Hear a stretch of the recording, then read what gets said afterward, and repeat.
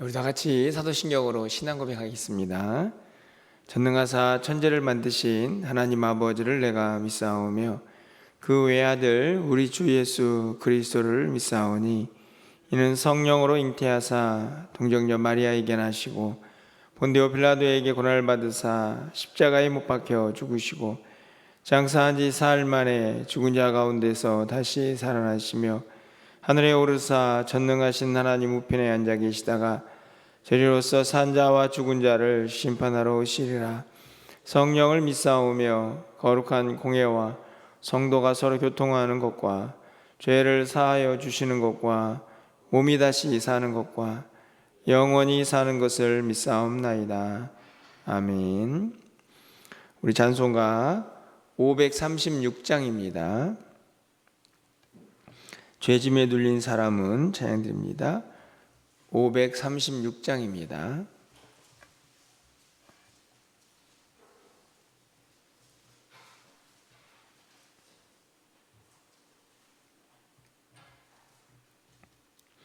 죄짐에 눌린 사람은 다 주께 나오라.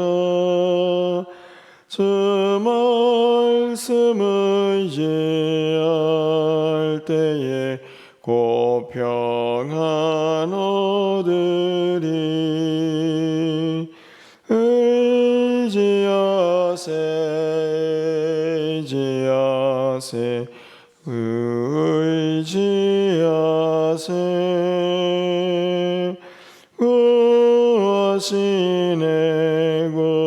구하시네 곧 구하시네. 참 구원 주신 주께서 보혈을 흘렸네.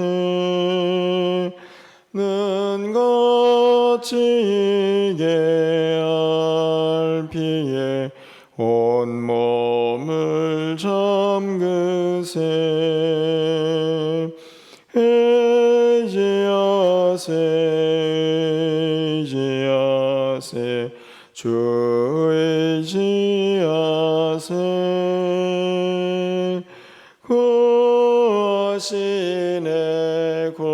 구하시네 곧 구하시네.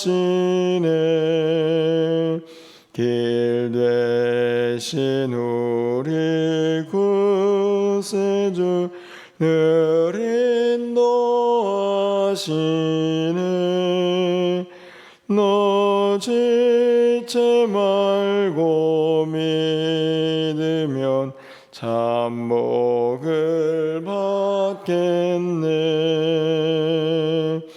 의지하세 주 의지하세. 구하시네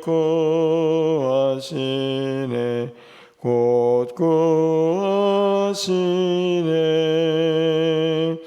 온 성도 하나 되어서 영광길 걸으면 한없는 은혜 받아서 영원히 누리리. 의지하세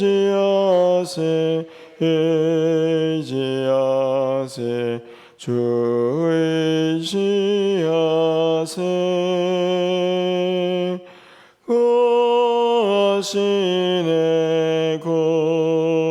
구하시네 곧 구하시네. 아멘.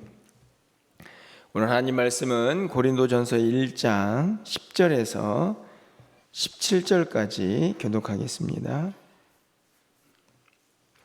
신약성경 263쪽에 있습니다. 고린도전서 1장 10절에서 17절까지 한 절씩 교독하고 17절은 함께 읽겠습니다.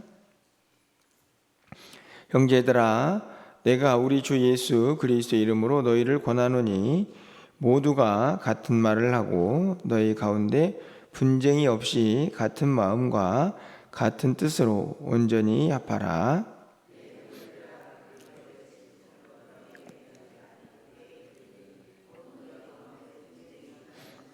내가 이것을 말하거니와 너희가 각각 이르되 나는 바울에게, 나는 아볼로에게, 나는 게바에게, 나는 그리스도에게 속한 자라 한다는 것이니,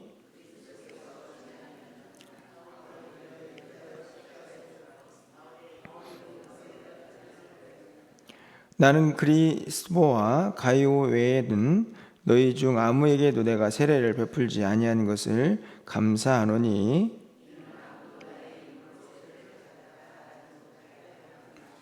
내가 또한 스데바나 집 사람에게 세례를 베풀었고 그 외에는 다른 누구에게 세례를 베풀었는지 알지 못하노라.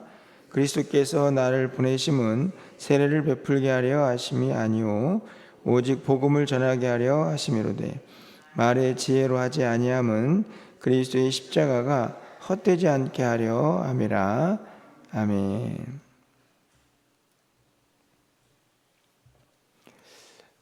여러분들은 이 세상에 분열이 없는 곳이 있다고 혹시 생각을 하십니까? 어떻게 보면 이 분열이라는 이 단어가 이미 성경에서도 예고를 하고 있지만 우리 안에 있는 이 악한 본성 중에 또 한 모습이기 때문에 이 땅에 사는 사람들이 사는 그 어떤 곳에 이 분열이라는 단어가 없는 곳이 있을까 하는 생각을 이제 해보게 됩니다. 사실은 교회도 예외는 아니죠. 왜냐하면 우리가 이미 하나님을 믿고 복음 안에 있지만 우리 안에 있는 이 죄악된 본성을 다 극복한 그런 존재는 아니기 때문입니다. 어제 저희가 월삭을 하면서 고린도 교회의 이 모습, 또 그 교회에 주어진 은혜를 함께 좀 살펴봤는데요. 안타깝지만 그렇게 9절까지 기록을 한 이후에 바로 이어지는 10절을 보면 이 고린도 교회를 생각하는 이 바울의 안타까운 마음들이 이제 계속해서 등장을 하게 됩니다. 가장 먼저 바울의 마음을 안타깝게 했던 것은 분열이라는 사실을 알게 되죠. 여러분 12절 말씀을 보면 내가 이것을 말하거니와 너희가 각각 이르되 나는 바울에게, 나는 아볼로에게, 나는 게바에게, 나는 그리스도에게 속한 자라 한다는 것이니, 이렇게 되어 있습니다. 똑같이 이제 고린도 교회 이제 한 교회 성도들인데 그 안에 나는 바울에게 속했다, 나는 아볼로에게 속했다, 나는 베드로에게, 게바에게 속했다, 나는 그리스도에게 속했다, 이렇게 분열이 되어 있는 것이죠. 근데 사실은 생각해 보면 이 고린도 교회가 엄청나게 큰 교회라고 보기는 어렵습니다. 왜냐하면 이제 바울이 복음을 전하고 대부분의 교회들은 출발을 이제 가정교회 중심으로 시작을 하기 때문에 엄청난 요즘의 현대교회처럼 대형교회들이 많이 있지 않습니까? 그렇게 컸을까 하는 생각이 드는데, 그렇게 생각을 해보면 그 안에 나는 누구에게 속했다, 나는 누구에게 속했다, 이렇게 분열되어 버린 이 교회의 모습이 얼마나 안타까운가. 물론 크면은 좀 분열이 되어 좋다, 이런 의미는 아닙니다. 이미 숫자가 많지도 않았을 것 같은데 거기 안에서 누구파 이렇게 분열이 되어 있으니 얼마나 안타까운 모습입니까? 게다가 저는 좀 의심스러운 게, 여기 보면은 맨 마지막에 그리스도에게 속한 자다, 이렇게 이제 이야기가 되어 있죠. 어떻게 보면은 그리스도에게 속한 자라는 사람들은 맞는 사람들이죠. 정상적인 신앙을 가지고 있는 사람들처럼 보이지만 제가 개인적으로 생각해 보면 이 사람들도 그냥 한 팔을 이루고 있을 뿐이지 우리가 다 같이 예수님께 속한 사람들 아니냐 이러면서 바울에게 또 게바에게 아볼로에게 나는 그런 사람에게 속했어 라고 말하는 그들을 하나로 품지는 못하고 있다는 생각이 듭니다. 그렇지 않습니까? 그리스도에게 속한 것이 맞는데 이들 또한 다 같이 하나다라는 생각보다는 또 그냥 무리를 지어서 또 한 그룹을 이루는 것에 불과한 모습이라 하는 생각이 드는 것이죠. 근데 문제는 이들이 단순히 그냥 분열만 되어 있는 게 아니고 분쟁을 하고 있다 하는 것입니다. 분쟁이 뭡니까? 다툼이거든요. 10절에 가보면 너희 가운데 분쟁이 없이 이렇게 되어 있고 11절에도 너희 가운데 분쟁이 있다는 것이다 이렇게 되어 있죠. 그러니까 싸우는 겁니다. 그러니까 나는 바울이 더 좋아, 나는 베드로가 더 좋아. 사실은 어떻게 생각해 보면 사람이기 때문에 자기가 조금 더 좋아하는 사람이 있을 수 있죠. 뭐 그것까지도 틀렸다라고 말하는 것은 쉽지는 않습니다. 그런데 문제는 그 마음이 이제 분파, 그렇게 좋아하는 사람들끼리 모여버리면 이제 한 편이 되고 한 파가 돼서 다른 쪽에 있는 사람들은 적이 되는 거죠. 그러니 자연스럽게 내가 좋아하는 사람이 맞다, 이게 맞다라는 생각을 하게 되면 이제는 파끼리 이제 다툼을 하게 되는 것입니다. 분열도 안타까운데 분쟁까지 하고 있으니 이 바울이 보기에는 너무너무나 안타까운 모습이 아닐까 생각이 드는 것이죠. 여러분, 우리는 어떻습니까? 사실은 뭐 우리가 누가 더 좋아서 뭐 한 편을 먹고 이런 모습은 아닐 수 있지만 우리도 상당히 많은 부분에서 나와 좀 다른 사람들, 저 사람들은 내 생각과 좀 다르고 내 신앙의 모습과 좀 다르고 이런 사람들을 벌써 마음속에 선을 딱 그어놓고 저 사람은 좀 나랑 좀 마음이 맞네, 이렇게 뭐 편은 아니지만 이 마음이 맞는 사람들끼리 이렇게 함께 해버리면 이미 우리도 이미 분열된 그 모습을 가지고 있는 것이다 하는 것을 깨닫게 되죠. 근데 평상시에는요 그게 다툼으로 나타나지 않을 수는 있습니다. 물론 이미 분열도 상당히 큰 문제인데 이게 평온할 때는 이게 겉으로 안 드러나는 거죠. 근데 이제 교회에 좀 뭔가 문제가 있다, 제가 보기에는 이 담임 목사를 선출할 때도 문제가 생기고 직분자들 뽑을 때도 문제가 생기고, 왜냐하면 이제 이 분열된 마음이 어떤 한 사건을 계기로 드러나게 되는 겁니다. 그럼 이제 분쟁이 나가지고 교회가 갈라집니다.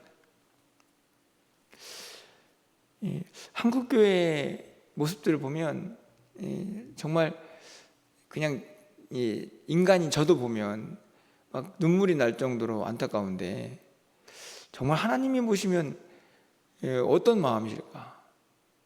오늘 이제 바울 사도는 얘기하는 게 세례 이야기하죠. 야, 우리가 예수님 이름으로 예수 믿어서 세례 받는 거지 누가 세례를 준들. 그러면서 자기는 내가 많은 사람들에게 세례 안 준 게 진짜 다행이다.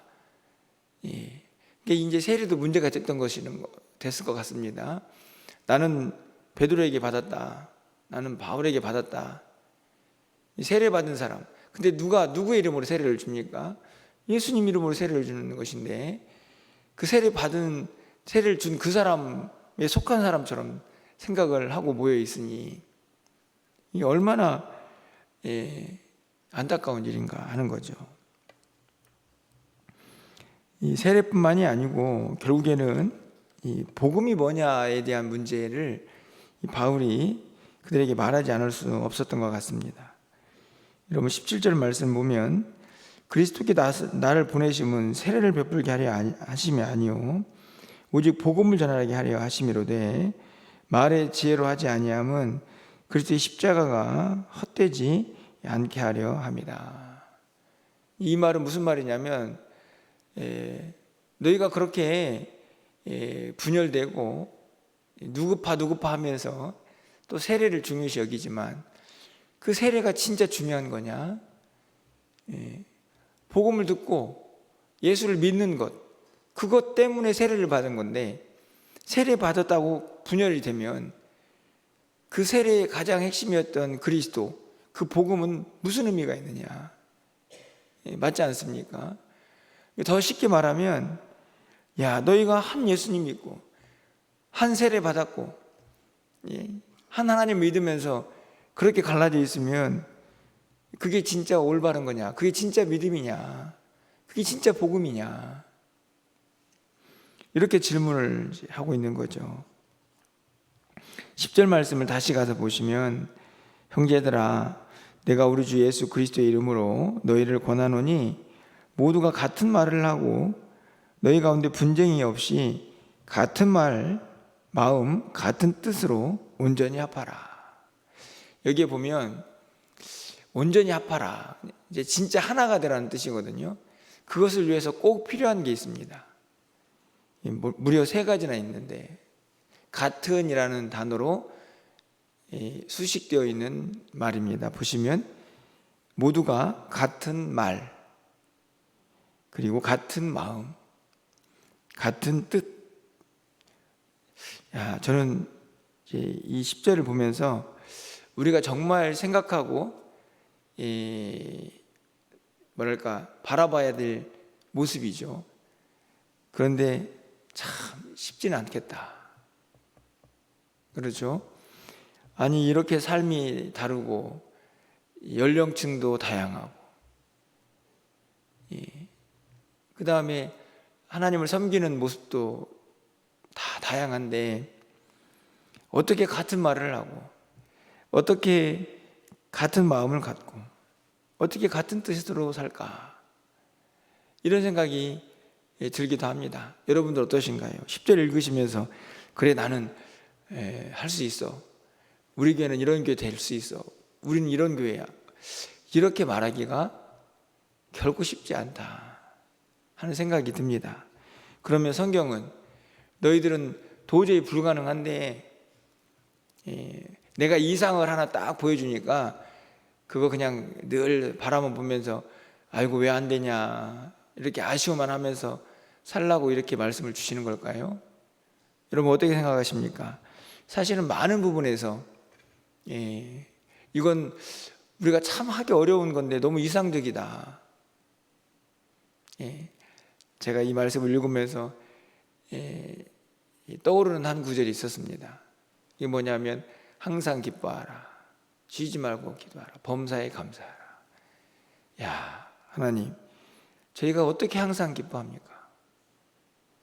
어떻게 항상 감사하고 어떻게 항상 기도하고 이런 생각 드는데 그때마다 이건 그냥 이상일 뿐이지 나는 못해 이런 생각 들게 하는 구절 아닌가. 오늘도 같은 마음, 같은 말, 같은 뜻. 근데 이런 말 앞에서 우리가 너무 쉽게 포기해버리는 건 아닌가. 나는 어려워, 나는 안 돼. 근데 그렇게 안 되는 일이라면 왜 바울은 하나가 되라고 얘기하겠습니까? 저는 불가능하기 때문이 아니라 성도들이 반드시 이런 모습으로 신앙생활을 하는 것이 진짜 교회이기 때문에 그렇게 하라고 가르쳐주는 것이라는 생각인 거죠. 그렇지 않습니까? 안 되는 일 그냥 너희들에게 보기 좋게 설명하고 그냥 그런 교회가 이상적인 교회인데 너희들은 아마 안 될 거야.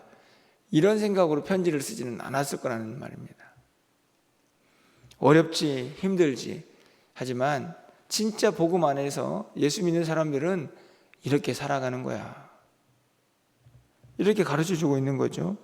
제가 이런 말씀을 드린 이유는 우리도 오늘 본문의 말씀을 읽으면서 어떤 생각을 할까 하는 염려가 되기 때문입니다. 여러분들은 오늘 본문을 어떻게 이해를 하십니까? 아까도 말씀을 드렸지만 이건 나는 어려워, 이런 교회는 없지, 이렇게 생각하는 분도 있을 수 있고, 그래 교회가 하나가 되어야지, 마음으로는 그리고 머리로는 이해를 하지만 그러면 나는 이것을 위해서 뭘 해야 될까를 고민하지 않고 그냥 한쪽 귀로 듣고 이런 교회가 좋은 교회야, 이런 교회 돼야지, 이렇게 생각하시는 분도 있을 거라고 생각이 듭니다.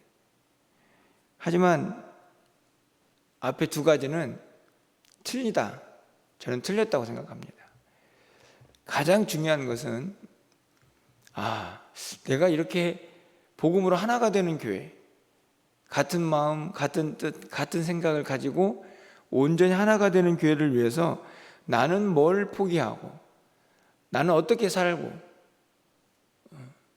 나는 어떤 모습을 하나님 앞에 나아가야 할까, 내가 버려야 할 것은 뭔가, 나는 혹시 내 안에 내가 좋아하는 사람만 좋아하고 있는 건 아닌가, 이런 마음을 가지고 결단하고 기도하면서 이런 교회를 1절, 10절에서 말하고 있는 그런 하나가 된 교회를 위해서 힘쓰는 것, 저는 이것이 우리에게 진짜 필요한 오늘 본문을 읽는 우리의 반응이다 하는 생각을 가져봅니다.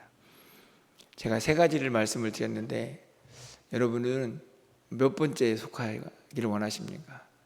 간절히 바라기는 꼭 세 번째, 마지막에 하나된 교회를 위해서 내가 할 수 있는 일이 뭔가 바라보시고 결단하시고, 혹시나 내 안에 있는 이미 담이 쌓아진 마음들이 있다면 무너뜨리시고, 그래서 우리도 진짜 하나가 되는 그런 은혜로운 교회, 십자가의 복음이 헛되지 않는 교회, 그런 교회가 될 수 있기를 간절히 소망해 봅니다.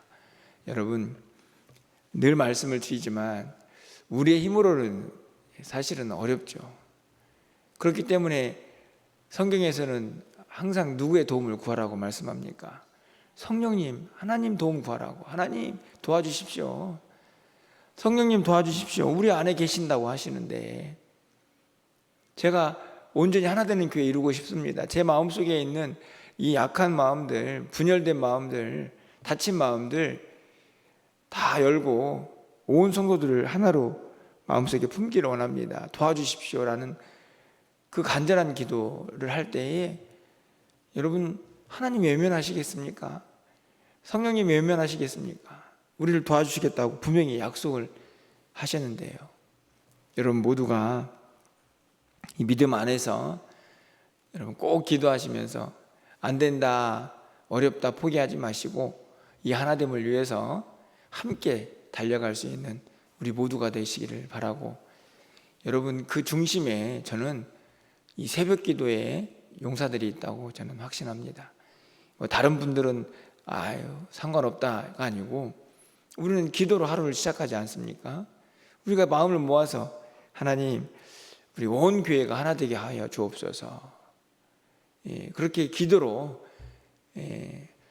마음은 있지만 기도하지 못하는 성도들까지 우리가 함께 마음을 모아서 기도하는 사람들이니 우리를 통해서 반드시 하나님께서 이 아름다운 교회를 이루어 주실 줄 믿습니다. 그 믿음 가지고 열심히 기도하시고, 그래서 안타깝게도 이 고린도 교회를 편지하면서 가장 먼저 등장하는, 사실은 1장도 안 넘어갔는데 가장 먼저 등장하는 이 분열의 문제, 분쟁의 문제, 이 문제가 하나님을 안타깝게 하거나 교회를 정말 갈라놓게 하는 그런 연약한 모습이 아니고 진짜 어떤 상황에서도 흔들리지 않는 단단한 하나됨을 유지하는 그런 복된 교회가 우리 교회가 될 수 있기를 간절히 소망합니다.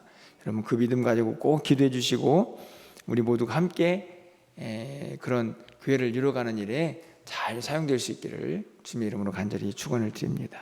기도하겠습니다.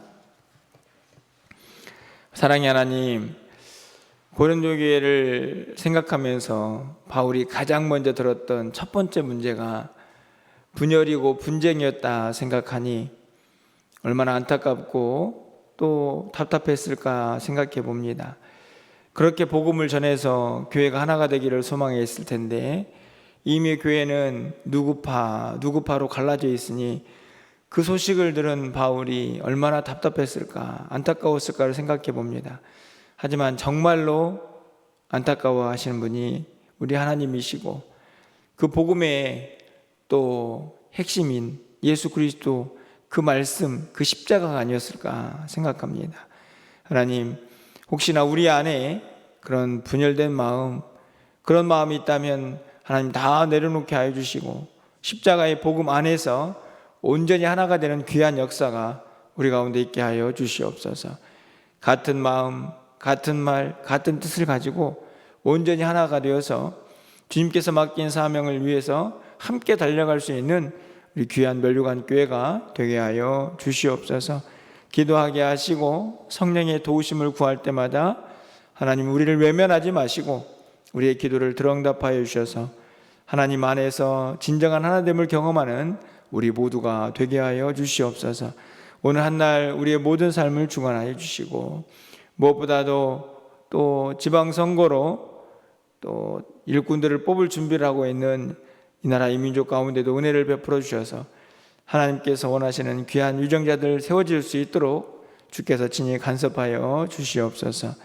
오늘도 기도하오니 하늘문을 활짝 열어주시고 우리 기도 가운데 함께 하시며 또 6월 한 달 온 교회가 하나 되어서 힘있게 전진하는 복된 한 달 되기를 간절히 소망하옵고 우리 주 예수 그리스도의 이름으로 기도합나이다.